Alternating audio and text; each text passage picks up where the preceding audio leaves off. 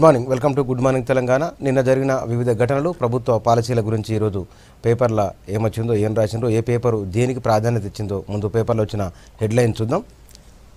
వెలుగు దినపత్రికలో ప్రధాన భాగంలో మోడీ వర్సెస్ దీదీ టాప్ బ్యానర్లో ప్రధాన వార్తగా వచ్చింది. ఇది కోల్కతా సిపి రాజీవ్ ఇంట్లో తనిఖీలకు వెళ్లిన సిబిఐ అధికారులు, వారిని అదుపులోకి తీసుకున్న బెంగాల్ పోలీసులు. కేంద్రానికి వ్యతిరేకంగా సీఎం మమతా బెనర్జీ ధర్నా, మోడీ ఏం చేసుకుంటావో చేసుకో అంటూ సవాల్. కోల్కతాలో అర్ధరాత్రి దాకా హైడ్రామా, బెంగాల్ సర్కారు తీరుపై సుప్రీంకోర్టుకు సిబిఐ అని ఒక వార్త వచ్చింది. ఇక వెలుగు పత్రికలోనే మరొక ప్రధానమైన వార్త, తరతరాలు యాది మరవద్దు, యాదాద్రి అద్భుతంగా మారుతోంది కేసీఆర్. అత్యంత వైభవంగా ఆలయాన్ని ప్రారంభిస్తాం, అది ఎప్పుడనేది నేనే చెప్తా. పీఠాధిపతులు, ఋత్విక్కులు, అర్చకులతో యాగం, రాష్ట్రపతి, ప్రధాని, ముఖ్యమంత్రులు వస్తారు. మరో 15 రోజుల్లో చెనిదిరితో వస్తా. యాదాద్రి ఆలయ పనులను పరిశీలించిన ముఖ్యమంత్రి త్వరలోనే యాదాద్రి దేవాలయాన్ని ప్రారంభిస్తామని నిన్న యాదాద్రికి ముఖ్యమంత్రి వెళ్ళి పనులను పరిశీలించారు. దేవాలయ నిర్మాణం ఎట్లా ఉంది, పనుల పురోగతిని ఆయన సమీక్షించారు.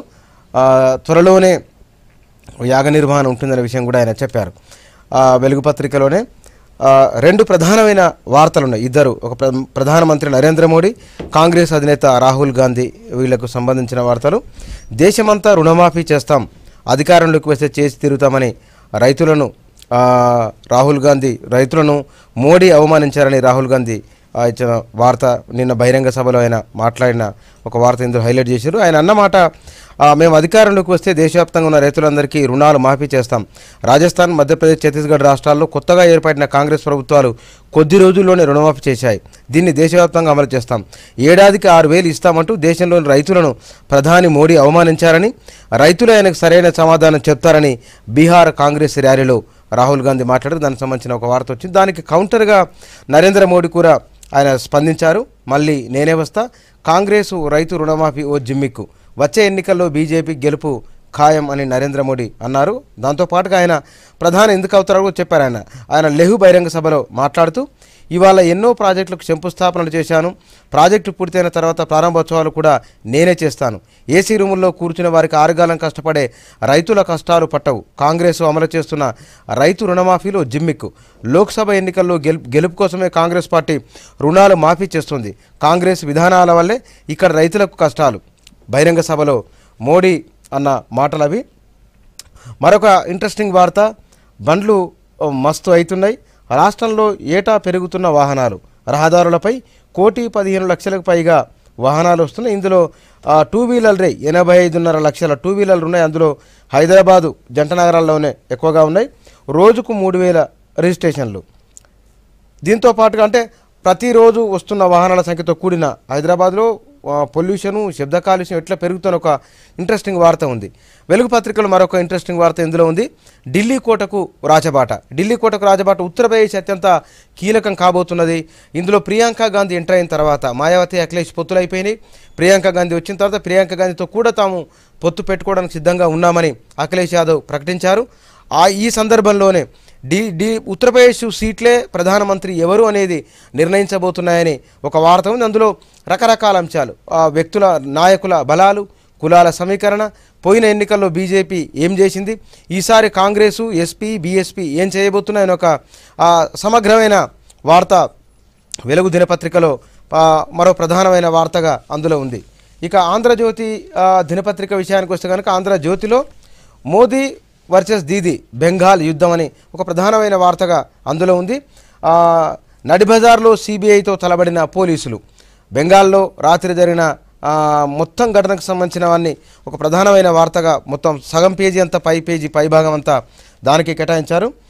దీంతో పాటుగా యాదాద్రికి విశ్వఖ్యాతి, ముఖ్యమంత్రి నిన్న యాదాద్రికి వెళ్ళిన తర్వాత దానికి సంబంధించిన ఆయన అక్కడ మాట్లాడిన తర్వాత ఆ శిల్పాలతో దేవాలయ నిర్మాణ పనులను చూసిన తర్వాత ఆయన మాట్లాడిన వార్తను రెండో ప్రధాన అంశంగా ఆంధ్రజ్యోతి దినపత్రికలో ఉంది. ఇక ఇందులో కూడా దేశంలో రైతులందరికీ రుణమాఫీ కాంగ్రెస్ అధ్యక్షుడి అతిపెద్ద హామీ అని బీహార్ సభలో రాహుల్ గాంధీ మాట్లాడిన మాటలను ఒక మరో ప్రధాన అంశంగా ఈ పత్రికలు తీసుకున్నారు.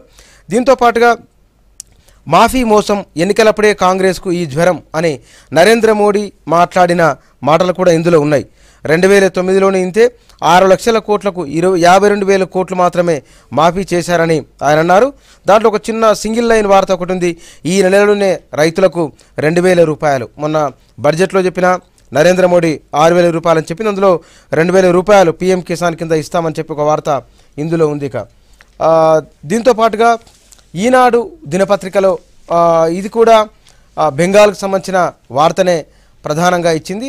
దాదాపు అన్ని పత్రికల్లో వచ్చిన హెడ్డింగ్ ఒకటే, Modi versus Didi, CBI versus police, కోల్కతాలో అనూహ్య పరిణామాలు, పోలీసు కమిషనర్ నివాసానికి వెళ్ళి మమతా బెనర్జీ ధైర్యం చెప్పి వచ్చారు. ఆ తర్వాత అర్ధరాత్రి ధర్నాకు పూనుకున్నారు. కొద్ది రోజులుగా బెంగాల్లో తన మిత్రులతో కలిపి ఆమె భారీ ర్యాలీ నిర్వహించిన తర్వాత మోడీ వర్సెస్ మమతా బెనర్జీ ఇన్నాళ్ళు మాటల రూపంలో వారి మధ్య గొడవ జరిగింది. ఇప్పుడు నేరుగానే సిబిఐ అంటే ప్రభుత్వ వ్యవస్థలను మోడీ విధ్వంసం చేస్తున్నారని పదే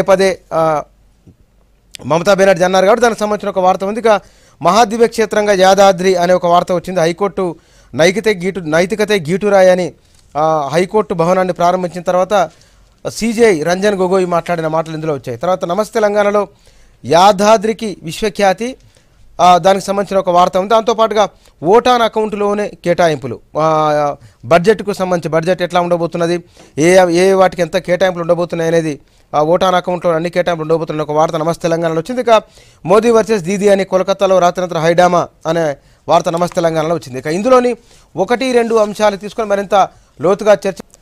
ఇంకొద్ది రోజుల్లో లోక్సభ ఎన్నికలు రాబోతున్నాయి. ఈ సందర్భంగా జాతీయ స్థాయిలో రైతుల చుట్టూ రాజకీయం నడుస్తున్నది. బెంగాల్లో అతిపెద్ద హైడ్రామా నడిచింది.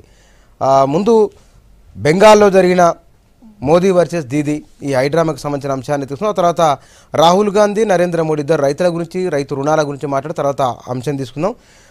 ఈ అంశం మీద మాట్లాడే ముందు మనతో డిస్కషన్లో పాల్గొంటున్నారు కాంగ్రెస్ పార్టీ అధికార ప్రతినిధి రామచంద్ర రెడ్డి గారు, టీఆర్ఎస్ నాయకులు పాతూరు సుధాకర్ రెడ్డి గారు. ఇద్దరు గుడ్ మార్నింగ్ అండి.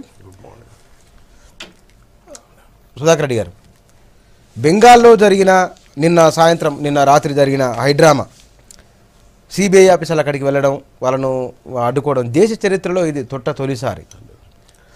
అంటే మనం గమనించినట్టయితే 4.5 సంవత్సరాల నుంచి మోడీ ప్రభుత్వం ఉన్నప్పటికీ కూడా శారదా కుంభకోణం ఏదైతున్నదో ఇవాళ కొత్తగా వచ్చినటువంటి ఒక కుంభకోణం కాదు. ఒకవేళ దాని గురించి పూర్తి వివరణ సేకరించాలంటే ఇదివరకు నుంచి కూడా నీ సిబిఐని పంపించచ్చు, నీ ఈడీని పంపించచ్చు, అవన్నీ కూడా చేసుకునేటువంటి ఒక స్వేచ్ఛ మోడీ గారికి ఉన్నది. కానీ ఎప్పుడైతే మమతా బెనర్జీ గారు కలకటాలో అన్ని అఖిలపక్షాలతోటి సమావేశం నిర్వహించి బ్రహ్మాండంగా జయప్రదం చేసిన తర్వాత నువ్వు అట్లా పెడతావా, నీ సంగతి చూస్తా అనేటువంటి రీతిగా ఇవాళ పోలీస్ కమిషనర్ గారిని ప్రశ్నించడానికి ఆ విధంగా వెళ్ళవలసినటువంటి అవసరం అయితే లేదు. ఎందుకంటే ఆయన 31 రోజులు ఆయన ఆధారంగానే ఉంటూ వస్తుండు, కలకత్తాలోనే నివాసం ఉంటూ వస్తుండు. కాబట్టి ఈ విధంగా ప్రశ్నించటం వల్ల నేను ఆ విధంగా చేయటం వల్లనే నన్ను ఈ విధంగా చేస్తుండ్రు, అయితే ఏం సంగతో చూస్తా అనేటువంటి ఒక ధోరణితోటి మమతా బెనర్జీ గారు కూడా వారి పోలీసును వారు వినియోగించుకున్నారు, వాళ్ళ పోలీసును వాళ్ళు వినియోగించుకుంటారు. కాబట్టి అందుకొరకే రాజకీయ వ్యవస్థలు ఏవైతున్నాయో ఈ విధంగా కొట్టొచ్చినట్టుగా మనం గతంలో ఇంతవరకు ఎప్పుడు చూడలేదు. కాబట్టి ఈ రకమైనటువంటి యొక్క వైఖరి ఏదైతే ఉంటుందో నిజంగా మోడీ గారు పూర్తిగా దిగదార్చేటువంటి ఒక స్థాయికి వచ్చిండు. కాబట్టి అది సరి అయినటువంటి ఒక విధానం కాదు. ఏదైతే మమతా బెనర్జీ తీసుకున్నదో సరి అయినటువంటి అసలు ఏందో తెలుసుకుందాం అనేటువంటి ఒక ధోరణికి వస్తుంది. ఏదైనా ఉంటే మా తప్పు ఉంటే ఏదో చెప్పవలసి ఉండే. కానీ ఇవాళ నేను ఈ రకంగా చేస్తున్నందుకు ఈ రకమైనటువంటి ఒక వైఖరి అవలంబించడం మాత్రం న్యాయసమ్మత, కేంద్రానికి సవాలు ఎస్ గ్యారంటీ. ఎందుకొరకంటే ఎన్నికలు సమీపిస్తున్న వేళ ఈ రకంగా మీరు ఇప్పుడు ఈ టైంలో నువ్వు ఆ రకంగా చేస్తున్నావు అంటే మరి ఏమనుకుంటారు ప్రజలు, ఏమనుకుంటారు? ప్రజలను ఒక రకంగా భయభ్రాంతులను చేసి వంగ తీసుకోవాలనేటువంటి ఒక ధోరణి నాయది. ఎన్నికల సందర్భంగా ఈ రకంగా మోడీ ఏదైనా చేయగలుగుతాడో అనేటువంటి ఒక భావన కలిగించడానికి చేస్తున్నాం. కాబట్టి ఇన్ని సంవత్సరాల నుంచో ఏమి చర్యలు తీసుకోకుండా ఇప్పుడు మేమంతా ఏకమై మోడీకి హఠావు అన్నటువంటి ఒక స్లోగన్ ఇచ్చిన సందర్భంగా ఈ రకమైనటువంటి ఒక వైఖరి చేయడం వల్ల ప్రజల్లో ఒక రకమైనటువంటి ఒక ఆందోళన కలగటం మాత్రం సహజం. కాబట్టి ఈ వైఖరి మోదీని మొత్తం దేశ ప్రజలందరూ కూడా తప్పుపడతారు. ఎందుకంటే ఆయన ఈ మధ్య కాలంలో వ్యవహరిస్తున్నటువంటి యొక్క తీరంతా కూడా అదే ధోరణిగా ఎన్నికలలో ఎట్లా గెలవాలి అనేటువంటి యొక్క ధోరణితోటే ఆయన ప్రవర్తిస్తున్నట్టుగా ఉన్నది తప్ప న్యాయసమ్మతంగా మాత్రం లేదు. కానీ ఆ ముఖ్యమంత్రి వీధిలో వచ్చి కూర్చొని ఆ తర్వాత సిబిఐ ఆఫీసర్లను పోలీసులు అరెస్ట్ చేసి తీసుకొని పోవడం దీన్ని కూడా సమర్థించుట కాదు. ఎందుకొరకంటే ముఖ్యమంత్రి గారు నా వల్ల ఒక పోలీస్ కమిషనర్కి ఈ రకమైనటువంటి అవమానం కలిగింది అనేటువంటి ఒక ధోరణితో ఎప్పుడైనా హయ్యర్ ఆఫీసర్స్ కింది ఆఫీసర్ను ప్రొటెక్షన్ చేస్తున్నాయి. ఆమెకు నమ్మకస్తుడుగా పనిచేస్తున్నటువంటి ఒక పోలీస్ కమిషనర్ నేను ఈ విధమైనటువంటి వైఖరి తీసుకుంటా వల్లనే ఆయనకి కష్టాలు వచ్చినాయి కాబట్టి ఆయన కష్టాల సందర్భంగా నేను ఆదుకోవాలనేటువంటి ఒక ధోరణితోటి ఆ రాత్రి తప్పకుండా ఆమె నడి రోడ్లో ఆమె తప్పకుండా ధర్నా చేసేటువంటి ఒక పరిస్థితి వచ్చింది. అసలు సంగతి ఏందో చెప్పు, ప్రజలకు అన్యాయాలు తెలవాలి. కాబట్టి నేను కూర్చుంటే తప్ప అది ఏందో బయటకు వచ్చేట లేకపోతే లోపల నిగూఢంగా ఉండేటువంటి అవకాశం ఉంటుంది. కాబట్టి ఆ రకమైనటువంటి ఒక వైఖరి తెలిసినట్టయితేనే ఇప్పుడు ప్రజలకు తెలుస్తుంది. ఎస్, మోడీ వర్సెస్ మమతా అనేటువంటి ఒక మాట వస్తుంది. కాబట్టి మోడీకి ధీటుగా మమతా బెనర్జీ ఉంటుందని బెంగాలీ ప్రజలు భావిస్తారు. మహాకాళి అంటే మహాకాళి అనేటువంటి ఒక రీతిగా వస్తుంది. కాళీమాత ఆ విధంగా భావిస్తారు వాళ్ళు. ఎస్, ఈ 2013లో వెలుగులోకి వచ్చినటువంటి శారదా కుంభకోణం అనేది ఈరోజు మొన్న రాష్ట్రంలో దేశంలో ఉన్నటువంటి అన్ని ప్రాంతీయ పార్టీలు కానివ్వండి కాంగ్రెస్ పార్టీతో సహా మీటింగ్ పెట్టి మోడీకి వ్యతిరేకంగా యుద్ధ భేరీ ప్రకటించిన తర్వాత సిబిఐ ఆఫీసర్లు 40 మంది సాక్షాత్తు కలకత్తా నగర కమిషనర్ని మరి ప్రశ్నించటానికో అరెస్ట్ చేయడానికో మరి ఆయన పర్మిషన్ లేకుండా కార్యాలయం పోవటం అనేది ప్రజాస్వామ్యానికే పెద్ద విఘాతం, పెద్ద గుడ్డలు పెట్టు. అంటే ఇక్కడ కేంద్ర ప్రభుత్వం ఏది తెలుసుకుంటే అది చేయగలుగుతుంది అని చెప్పేసి ఒక భయభ్రాంతులకు గురి చేయటం కోసం ఇంతకు ముందల రాజకీయ నాయకుల్ని చేసినటువంటి మోడీ గారు ఇప్పుడు అధికారులను కూడా చేయడానికి చేస్తున్నటువంటి ప్రయత్నం. ఎస్, ఆయనకి ఒక బాధ్యతారాహిత్యం ఎట్లుందంటే సిబిఐ అధికారులకి, అంటే సిబిఐ అధికారులు కూడా స్వతంత్రంగా వ్యవహరించినటువంటి తీరు కనపడటంలే. ఎందుకనంటే సాక్షాత్తు కలకత్తా నగరానికి ఒక కమిషనర్ అబ్స్కాండింగ్ కనిపించటం లేదని చెప్పేసి లుకౌట్ నోటీసు ఇష్యూ చేసిండ్రనంటే వాళ్ళకు ఉన్నటువంటి ఇంగిత జ్ఞానం అనేది అక్కడనే తెలుస్తున్నది. అంటే వాళ్ళు కేవలం కేంద్ర ప్రభుత్వం యొక్క మోడీ గారి చేతిలో వాళ్ళు ఒక బలిపశువులు అవుతున్నారు. సిబిఐ ఆఫీసర్లు రేపు ఏమైనా లీగల్ కాంప్లికేషన్స్ వస్తే ఎదుర్కోవటానికి వాళ్ళు బలిపశువులుగా మారుతున్నారు తప్పితే వేరేది లేదు. కమిషనర్ గారు 31వ తారీఖు తప్పితే మిగిలిన రోజులు అన్నింటిలో కూడా ఉన్నారు. మిగతా సందర్భాల్లో సమన్స్ ఎన్నో సందర్భాల్లో చేసినప్పుడు లుకౌట్ నోటీస్ కాకుండా ఈ ఎన్ని సందర్భాలను అయితే చేసినారో దాన్ని పట్టుకొని కోర్టు డైరెక్షన్తో అతన్ని సమన్ చేయడానికి అవకాశం ఉంటుంది. ఎందుకు పోలేదు అట్లా కాకుండా కేవలము అతని నగర కమిషన్ని అరెస్ట్ చేసి అతని ద్వారా స్టేట్మెంట్ తీసుకొని అక్కడ మమతా బెనర్జీ గారిని ఇందులో ఇంప్లికేట్ చేసి రేపు రాబోయే యొక్క ఈ థర్డ్ ఫ్రంట్ ఈ యూపీఏ ప్రభుత్వం కానివ్వండి లేకుంటే మిగతా మన ప్రాంతీయ పార్టీల యొక్క సమాహారంతో బీజేపీని ఓడగొట్టేటువంటి మొన్నటి పిలుపుని నిర్వీర్యం చేయడానికి చేస్తున్నటువంటి కుట్రలోని భాగమే. అక్కడ సోల్ ఎజెండా వచ్చేసి కేవలం మమతా బెనర్జీ గారిని ఇందులో ఇంప్లికేట్ చేయాల్సినటువంటి ఒక కుట్రలో భాగంగానే ఇది జరిగింది. అయితే ఈ విధంగానే ఒకవేళ జరిగినట్లయితే రేపు మొన్న ఆంధ్రప్రదేశ్లో బీజేపీ వైఖరికి వ్యతిరేకంగా సిబిఐకి నో ఎంట్రీ అని చెప్పేసి వాళ్ళకు జీవోని ఆర్డినెన్స్ కూడా పాస్ చేయడం జరిగింది. అదేవిధంగా కలకత్తా కానివ్వండి రాష్ట్రంలో దేశంలోని అన్ని రాష్ట్రాల్లో కూడా ఈ యొక్క వైఖరితోని అదే విధమైనటువంటి నిర్ణయం తీసుకున్నట్లయితే సిబిఐకి ఉన్నటువంటి స్వతంత్ర ప్రతిపత్తి ఎడిపోతుంది, క్రెడిబిలిటీ ఎడిపోతుంది. మరి ఇవన్నీ దృష్టిలో పెట్టుకోకుండా కేవలం తన యొక్క రాజకీయ ప్రయోజనాల కోసం ఒక ప్రతిష్టాత్మకమైనటువంటి సంస్థను ఈ విధంగా చేయటం అనేది సిగ్గుచేటు. బీజేపీ పార్టీ వారు కానివ్వండి అదేవిధంగా వాళ్ళు ప్రపోజ్ చేసినటువంటి మోడీ గారు ప్రధానమంత్రిగా ఉండి ఈ విధంగా చేస్తున్నాడు కాబట్టి దాని మీద వాళ్ళు ఆలోచన చేసి సిబిఐ ప్రతిష్టను ప్రతిస్పందన కరెక్టే అంటారు. ఎస్, ఖచ్చితంగా కూడా. రెండవది ఇక్కడ అప్రిషియేట్ చేయాల్సిన విషయం ఏంటంటే తన నగర కమిషనర్కి ఈ విధమైనటువంటి ఆపద వచ్చిందనంటే ఆమె హుటాహుటి భేషజాలను కూడా పక్కకు పెట్టి ఆయన కమిషనర్ దగ్గరికి చేరుకొని కేంద్ర ప్రభుత్వం యొక్క ఇటువంటి దౌర్జన్యాలకి బ్లాక్మెయిలింగ్ టాక్టిక్స్కి వ్యతిరేకంగా ఆమె ధర్నాకు దిగటం అనేది దీక్షకు దిగటం అనేది అసలు ఈ ప్రజాస్వామ్యం ఎక్కడికి పోతుందని చెప్పేసి దేశంలోని అన్ని రాష్ట్రాల వారిని కూడా ఆలోచించే విధంగా కూడా ఆమె చేసినటువంటి కార్యక్రమం ఆ విధంగా ఉన్నది.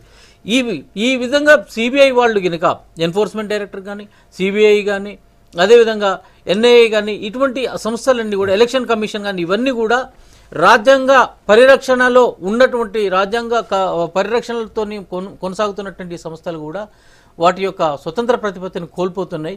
రోజు ఇదే విధంగా జరిగినట్లయితే ఇక ఎలక్షన్లలో ఏమైతుందనంటే ఎవరు అధికారంలో ఉంటారో వాళ్లే కంటిన్యూ అవుతారు. ఇటువంటి మాల్ ప్రాక్టీసెస్ ప్రజాస్వామ్యం అనేది మాత్రం ఉండదు. ఇది ఖచ్చితంగా కూడా ప్రతి ఒక్క ప్రజాస్వామ్యవాది ఖండించాల్సినటువంటి విషయం. మేము కాంగ్రెస్ పార్టీ తరఫున ఖండిస్తున్నాము. మమతా బెనర్జీకి కానీ ఇటువంటి ఆఫీసర్లందరికీ కూడా కాంగ్రెస్ పార్టీ సంఘీభావం చేస్తుంది, మేము అండగా ఉంటామని చెప్తున్నాం. మోదీ వర్సెస్ దీదీ అది ఈ అంశంపైన మనం మాట్లాడుతున్నాం. మనతో మాట్లాడిన ఫోన్ లైన్లో బీజేపీ నాయకులు సిద్దిరెడ్డి గారు సిద్ధంగా ఉన్నారు. సిద్దిరెడ్డి గారు గుడ్ మార్నింగ్ అండి. గుడ్ మార్నింగ్ అండి. బెంగాల్లో రాత్రి జరిగిన హైడ్రామా ఇవాళ పత్రికల్లో ప్రధాన వార్తగా వచ్చింది. అది నరేంద్ర మోడీ కావాలని చేస్తున్నారు కాబట్టి మమతా బెనర్జీ చేసిన నిరసన కరెక్టే అని చెప్పి కాంగ్రెస్ టీఆర్ఎస్ ఇద్దరు నాయకులు బలంగా వాళ్ళ అభిప్రాయం చెప్తున్నారు. మీరేమంటారు? ఇక్కడ ఎవరన్నా నిరసన తెలుపుకోవాలంటే శాంతియుతంగా ధర్నా చౌక్నే రద్దేసిన వాళ్ళు విలువల గురించి మాట్లాడితే బాగుండదు. కానీ ఇవాళ బెంగాల్లో జరుగుతున్నటువంటి తతంగం అంతా కూడా ఒక ముఖ్యమంత్రి ఒక పోలీస్ కమిషనర్ ని ఒక రాజ్యాంగబద్ధంగా స్వయం ప్రతిపత్తున్న సంస్థ అధికారులు సుప్రీంకోర్టు ఆదేశాలతోటి ఆయనను ప్రశ్నించాలనుకుంటే అది కూడా 6 సార్లు ఇప్పటికే ఆయనకు నోటీసులు పంపించి ఫలానా విషయాలలో మీరు దర్యాప్తు జరిపారు, వాటికి సంబంధించి కొన్ని ఆరోపణలు అనుమానాలు వచ్చాయి, సుప్రీంకోర్టు మిమ్మల్ని ప్రశ్నించమంటుందని చెప్పినప్పుడు ఇవాళ ఆ పని చేయనీయకుండా ముఖ్యమంత్రి స్వయంగా రంగంలో దిగి పోలీసు వాళ్ళతోటి సిబిఐ అధికారులను అరెస్ట్ చేయడాన్ని ఇలా కాంగ్రెస్ పార్టీ టిఆర్ఎస్ కూడా సమర్థిస్తున్నాయంటే ఇటువంటి అరాజక రాజకీయాన్ని ఇటువంటి ప్రజాస్వామ్యాన్ని ఈ దేశంలో పెంచి పోషించాలా, కుటుంబాలకు బానిసలుగా బతకాలనే ఒక ఆలోచన విధానాన్ని పెంచిపోసే ప్రయత్నం చేస్తా ఉన్నారు. ఇది ఎక్కడికి దారితీస్తుందో నాకు తెలియదు. కానీ ఎందుకంటే ఒకవైపు దేశాన్ని ముక్కలు చేస్తా అనే వాళ్ళకి సపోర్ట్ చేస్తామంటారు, ఎవరో ఎక్కడ తీవ్రవాదులు పార్లమెంట్ మీద దాడి చేస్తే వాళ్ళ మీద అర్ధరాత్రి సుప్రీంకోర్టుకు పోయి వాళ్లకు కేసులు వాదిస్తామని చెప్తారు.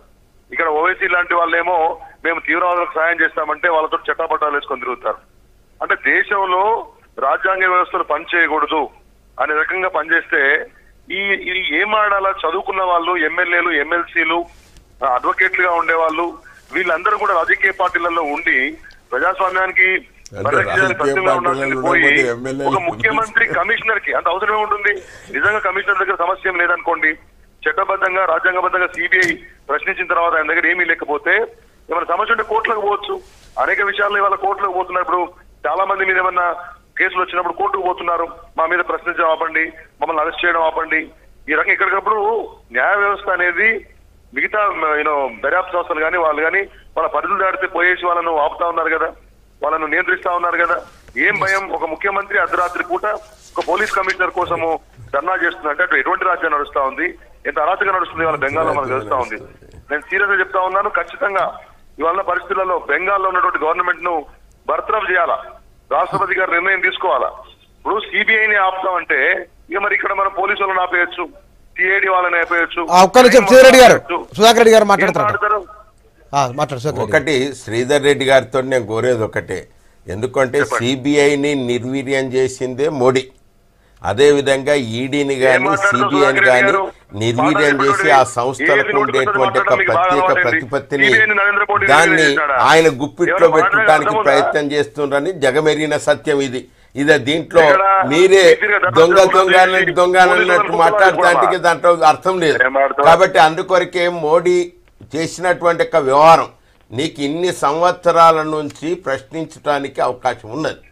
ప్రశ్నించేటువంటి గొంతులను ఏదైతే నొక్కేయాలనేటువంటి సంకల్పంతో నువ్వు ఈ విధంగా మాట్లాడుతున్నావు అంటే ఏమనంటే ఇన్ని సంవత్సరాల నుంచి నీకు శారదా కుంభకోణం నీకు జ్ఞాపకం రాలేదా? ఇవాళ మమతా బెనర్జీ ఒక ప్రతిపక్ష పార్టీలతో సమావేశం నిర్వహించిన తర్వాత ఇప్పుడు నీకు జ్ఞాపకం వచ్చిందా? కాబట్టి జ్ఞాపకం వచ్చినటువంటి మమతా బెనర్జీ గ్యారంటీ రాత్రి పూట నడి రోడ్డు మీద ధర్నా చేస్తుంది. ఎందుకంటే ప్రజాప్రతినిధిగా నా అధికారులను ఎవరైతే ఏదైనా ఏలు పెట్టినట్టయితే దాని సంగతి చూస్తారనేటువంటి మాట ఉంటుంది. రక్షణ కల్పించవలసినటువంటి బాధ్యత ప్రజాప్రతినిధులపై ఉంటుంది. నీ చట్టం గురించి తర్వాత ఆలోచన చేస్తా, ప్రజల గురించి నేను పట్టించుకునేటువంటి ప్రజాప్రతినిధి నేను. కాబట్టి ముఖ్యమంత్రిగా ఆ కలకట్టాలో ఇలా రాణిస్తున్నటువంటి మహిళ ఇలా మమతా బెనర్జీ గారు. కాబట్టి ఆ విధంగా ఉంటే మనం అందరం అప్రిషియేట్ చేయాలి. ఒక ప్రజాప్రతినిధిగా నువ్వు పనిచేస్తున్నప్పుడు నువ్వు మంచి పని చేసిందనేటువంటి ఒక మాట చెప్పాలి, కానీ నువ్వు ఎందుకు చేస్తున్నావు కమ్యూనిస్ట్ పార్టీలో లేదు ఇంకా. నేను ఒక వాళ్ళు అడుగుతున్నాను ఇవాళ బుచ్చన్న గారు, నేను ఒకటే విషయం అడుగుతున్నా, వీళ్ళు ఎమ్మెల్సీలా లేకపోతే నాకు అది ఎటువంటి మనుషులు?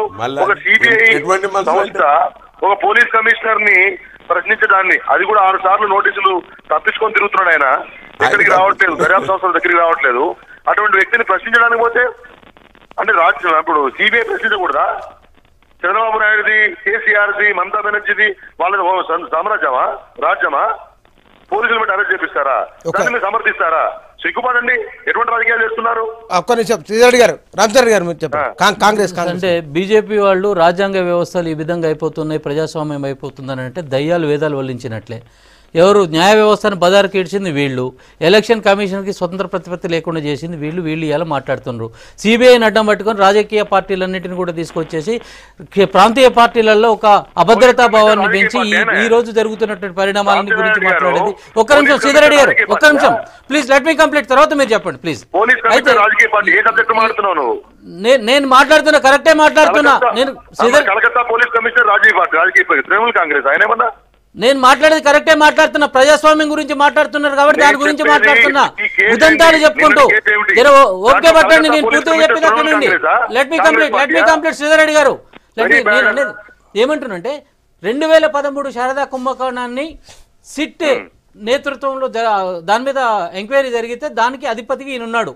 ఈయన ఉంటే కొన్ని ముఖ్యమైనటువంటి డాక్యుమెంట్లు మిస్ అయిపోయినాయి అని చెప్పేసి ఈయనను విచారించాలనుకున్నారు. విచారించుకోవాలనుకున్నప్పుడు మమతా బెనర్జీ గారు కానివ్వండి, ఆ పోలీసులు కానివ్వండి, మాకు నోటీసులు రాలేదంటున్నారు. నోటీసులు వచ్చినాయని వీళ్ళు అంటున్నారు. నోటీసులు వచ్చినాయా రాలేదా అన్నది ఒక ఆస్పెక్ట్ అయితే, నోటీసులు వస్తే సమన్ చేస్తారు, మా కార్యాలయానికి రా, నువ్వు వచ్చి అక్కడ డిపోజ్ చేయమని అంటారు. లేకపోతే ఆయన రాకపోతే వీళ్ళు పోతున్నప్పుడు నేను నీ కార్యాలయానికి వస్తున్నాను చెప్పేసి నోటీస్ ఇవ్వాల్సిన బాధ్యత లేదా మీకు? నోటీస్ ఇవ్వాల్సిన బాధ్యత లేదా అంటున్నా. అంటే ఏకపక్షంగా పోతారా? ఇంకొక మాట, అక్కడ కలకత్తాలో నగర కమిషనర్ గా ఆయన విధులు నిర్వహిస్తుండు. 31వ తారీఖు తప్ప మిగిలిన అన్ని తారీఖులలో ఆయన విధులు నిర్వహిస్తున్నాడు. 31వ తారీఖు తప్ప మిగిలిన అన్ని రోజుల్లో కూడా ఆయన టౌన్ డ్యూటీలు ఉన్నాడు. అటువంటి వ్యక్తిని మీరు కనిపించడం లేదని లుకౌట్ నోటీస్ ఎట్లా ఇస్తారు? మీరు కనిపించడం లేదని లుకౌట్ నోటీస్ ఎట్లా ఇస్తారు? లుకౌట్ నోటీస్ ఎట్లా ఇస్తారంటున్నా. ఆయన ఇంటి దగ్గర లేడా? మీరు పోయి అరెస్ట్ చేయడానికి పోయింది, ఎక్కడికి పోయింది, కనపట్టలేదని ఎట్లా చెప్తారు? ఒక అధికారి, పోలీస్ అధికారి ఆయన డ్యూటీలో ఉన్నప్పుడు ఆ డ్యూటీలో ఉన్నటువంటి అధికారిని ప్రజలందరినీ కూడా మీరు బ్లఫ్ చేస్తూ ఆ అధికారి కనిపించడం లేదని లుకౌట్ నోటీస్ ఇస్తున్నారంటే లుకౌట్ నోటీస్ ఎట్లా ఇస్తారని అడుగుతున్నాం. అరే నాకు అర్థం కాదు, ఒక మాట 2013 నుంచి ఈ రోజు వరకు ఏం చేశారు మీరు? 5 సంవత్సరాల కాలం ఏం చేశారు? మీరు చెప్పండి. కృష్ణ గారు, సుప్రీం కోర్టు చెప్పింది ఆయన దగ్గర ప్రశ్నించి సమాచారం తీసుకోమని చెప్పి, ఆయనకు సిబిఐ వాళ్ళు 6 సార్లు నోటీసులు ఇచ్చారు. వచ్చిన నోటీసులు రాలేదండి. నేను ఒకటి విషయం అడుగుతున్నాను, ఒక పోలీస్ కమిషనర్ మీద ఆరోపణలు ఉన్నప్పుడు, రాజ్యాంగబద్ధ సంస్థ అయినటువంటి సిబిఐ పై దర్యాప్తు చేస్తున్నప్పుడు దీనిలో ముఖ్యమంత్రికి ప్రమేయం ఏమిటి? కాంగ్రెస్ పార్టీ గాని మరో పార్టీ గాని ఖచ్చితంగా ముఖ్యమంత్రి కింది స్థాయి అధికారులలో నైతిక స్థైర్యాన్ని పెంచడానికి షీ హ్యాస్ ఎవ్రీ రైట్. నైతిక స్థైర్యాన్ని పెంచడానికి మీరు భయపడకండి. రాష్ట్రంలో ఉన్నటువంటి అధికారి నువ్వు, నీకు అండగా నేనున్నానని చెప్పేసి ఆమె చెప్పడానికి ఒక ముఖ్యమంత్రిగా ఆ రాష్ట్రానికి బాస్ గా ఆమెకి అన్ని అధికారాలు ఉన్నాయి. ఇంకొకటి, మీరు ఇఫ్ ఎట్ ఆల్ మీరు నోటీసులు సర్వ్ చేసినట్టయితే మీరు సుప్రీంకోర్టు యొక్క వారెంట్ తో పోవచ్చు. సుప్రీంకోర్టు వారెంట్ తో పోవచ్చు. ఎప్పుడైతే నువ్వు పోలీస్ కమిషనర్ ను మమతా బెనర్జీ పార్టీ లేకపోతే తృణమూల్ కాంగ్రెస్ అంటే నువ్వేమన్నా నీ సిబిఐ ఏదైతే నీ బీజేపీ పార్టీ ఆ సిబిఐ మీ ప్రైవేట్ సైన్యం మళ్ళా మాట్లాడతావు. ఇట్లా మాట్లాడదు, వంగదోలే మాట మాట్లాడకూడదు. ఏదైనా తప్పు చేస్తే తప్పని అనాలి. అడిగిండు అంటే ఆ విధంగా పోయి నడి రోడ్లో కూర్చోవచ్చా అంటే ప్రజాప్రతినిధి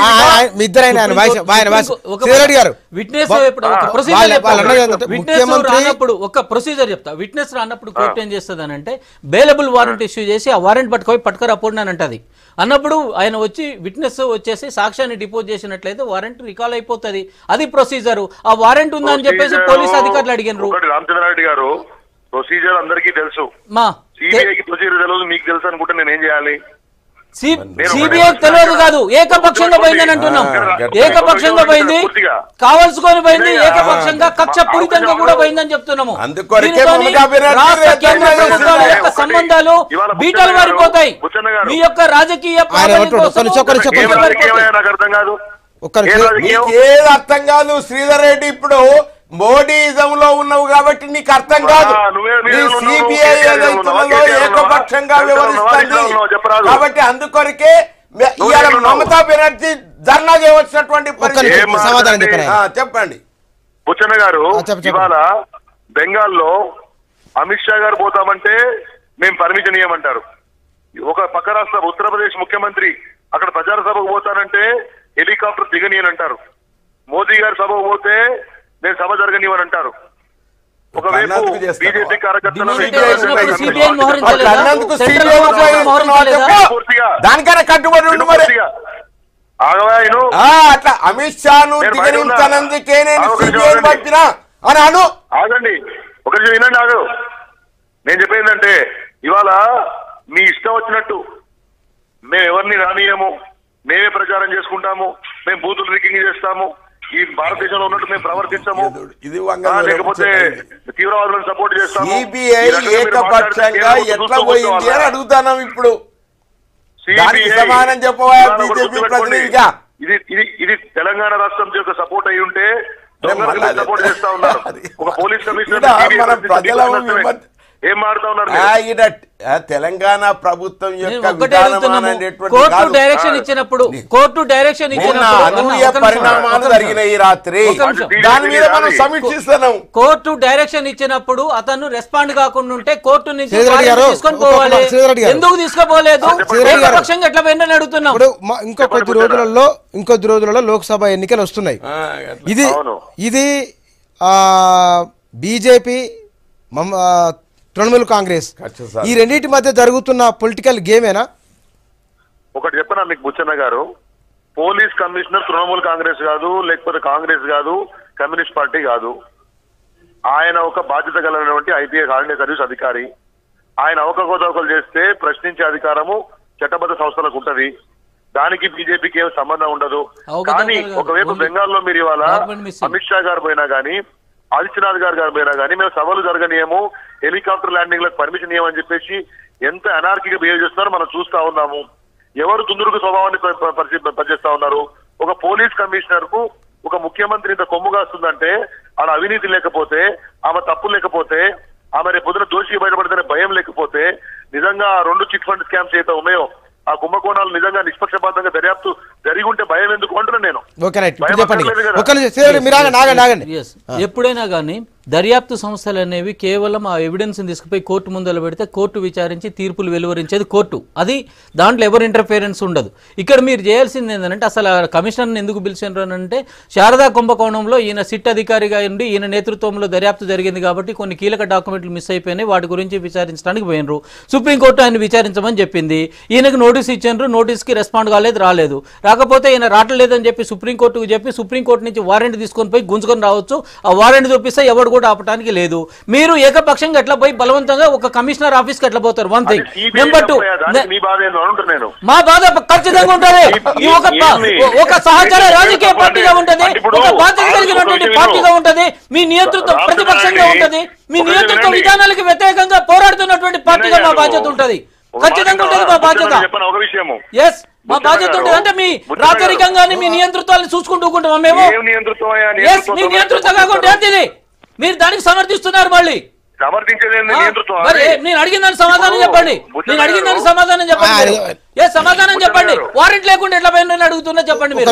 బుచ్చన్న గారు, నేనేమంటున్నా అంటే ఇవాళ సిబిఐ అక్కడ పోయి ఆయన కార్యాలయానికి రాకుండా నోటీసులకు రెస్పాండ్ కాకుండా తప్పించుకు తిరుగుతుంటే పలానా సమయంలో ఉన్నాడంటే ఏ దర్యాప్తు అధికారైనా పోతాడు.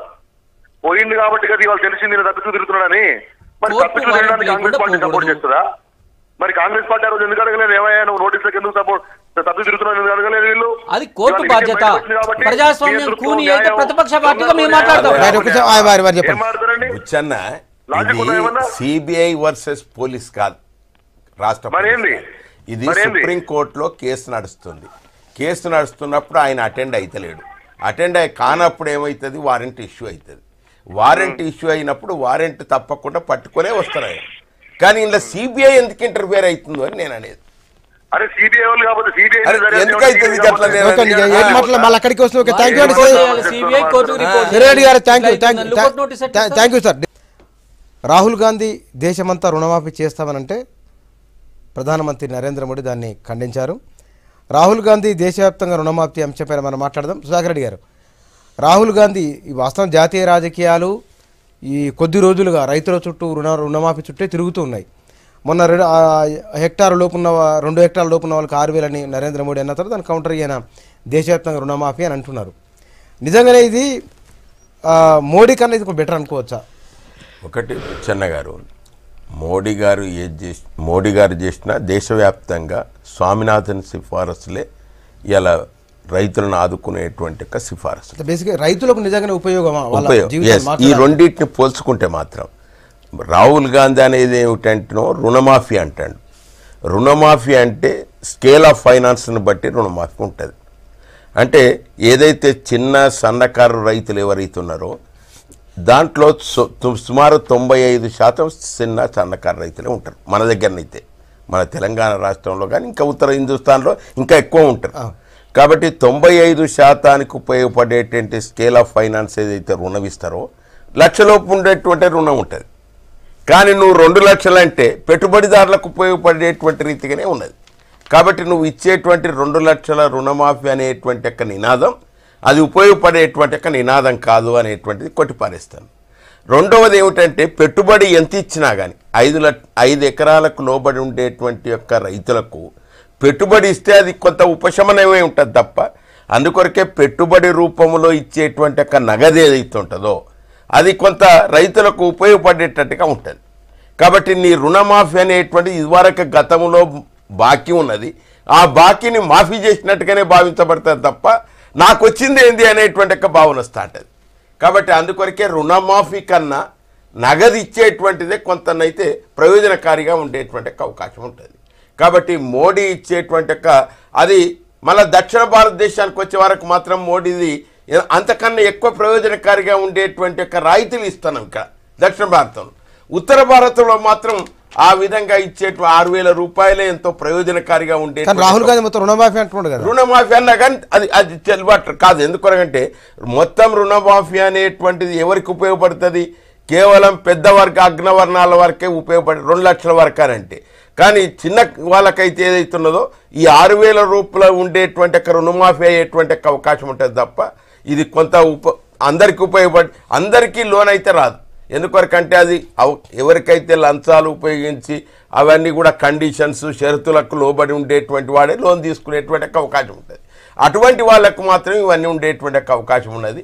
కాబట్టి ఏది ఏమైనప్పటికీ కూడా కొంత అంటే ఉత్తర హిందుస్థాన్ వరకు వచ్చే వరకు మాత్రం అంటే రుణమాఫీ ఏదైతున్నదో అది కూడా ప్రయోజనకారిగానే ఉంటుంది. ఈ 6,000 రూపాయలు ఏదైతున్నో అది కూడా ఉండేటువంటి అవకాశం అయితే ఉంటుంది. రామచంద్ర గారు, ఎస్, ఇప్పుడు రుణమాఫీ అనేది నిష్ప్రయోజనం అన్నట్లు ఆయన చెప్తూ ఆయన అపహాస్యంగా మాట్లాడటం అనేది సిగ్గుచేటు. ఈ మధ్య మేము రాజస్థాన్, ఛత్తీస్గఢ్, మధ్యప్రదేశ్ ఎన్నికల్లో గెలిచినప్పుడు ఇమీడియట్గా మేము అన్న మాటను నెరవేర్చినాం. అదే కాకుండా రాజశేఖర రెడ్డి గారి హయాంలో అంటే మా కాంగ్రెస్ పార్టీ ముఖ్యమంత్రిగా ఉన్నప్పుడు అప్పుడు కూడా మేము ఏకకాలంలో రుణమాఫీ అన్నాం, రుణమాఫీ చేసి చూపించినాం.